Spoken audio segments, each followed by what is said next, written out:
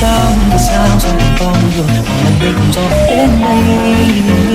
em đã nói sẽ ở bên mình lâu và chẳng thể quên mình bên không vui. Gió đến anh mơ chuyện xa